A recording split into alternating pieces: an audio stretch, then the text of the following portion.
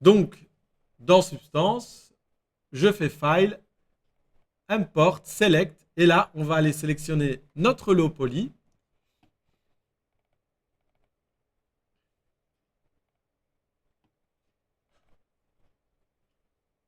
C'est le fichier global, bien sûr, avec toutes nos bonnes nomenclatures.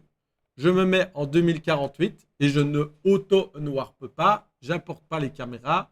Je ne fais pas de use style workflow. Et je laisse bien mes tangent space non compute parce qu'elles sont déjà compute. Et là, je peux apporter mon mesh. Comment est-ce que je sais que tout se passe bien? Quand je vais dans mon texture setlist, j'ai bien seulement deux matériels. Le rouge pour le upper body et le bleu depuis Maya pour le lower body. D'accord? Visible ici dans ma scène Maya. Je peux les renommer. Donc, le premier, je vais le renommer lower body. Et celui du dessus, je vais le nommer upper body. D'accord? Comme ça, quand je vais faire mes exports de map, etc., ils auront déjà le bon nom. Première chose que je vais faire, c'est faire mon baking. Pour ce faire, je vais venir dans mon texture setlist et je vais cliquer sur Bake Mesh Map. Quand je suis ici, je vais choisir la taille de bake de mes textures. Je commence en 2048 et je vais aller sélectionner mon High Poly. Je vais cliquer sur High Definition Mesh et je prends mon High Poly qui est lui ici dans Perso HD. Ok.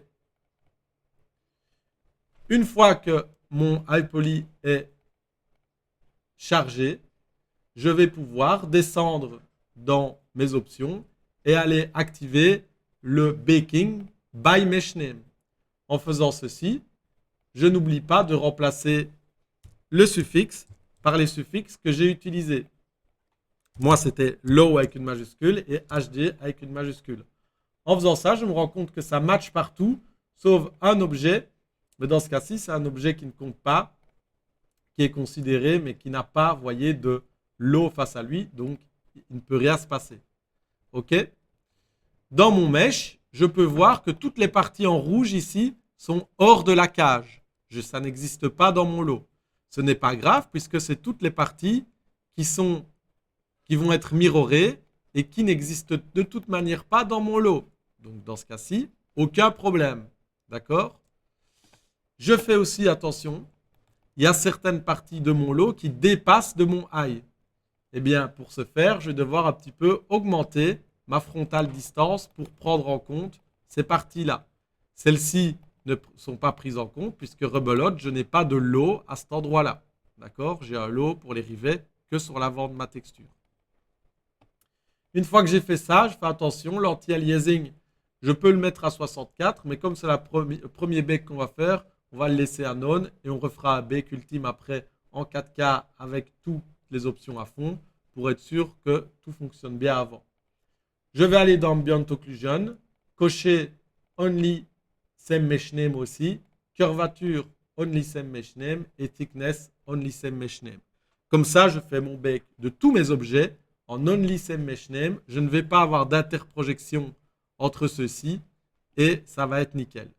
Bake Selected Texture et là, on laisse le programme travailler. Voilà. Quand le programme a terminé, je reviens dans la vue en cliquant sur le petit pinceau et je peux faire un petit tour du propriétaire pour voir si j'ai des problèmes dans mon baking. OK? J'hésite pas à peu checker à gauche, à droite. Et dans ce cas-ci, bien, comme on a fait les choses correctement, il ne se passe rien. Tout a l'air super. Ça a l'air d'être baké sans souci. OK? Donc, on est bon pour commencer à faire notre texturing.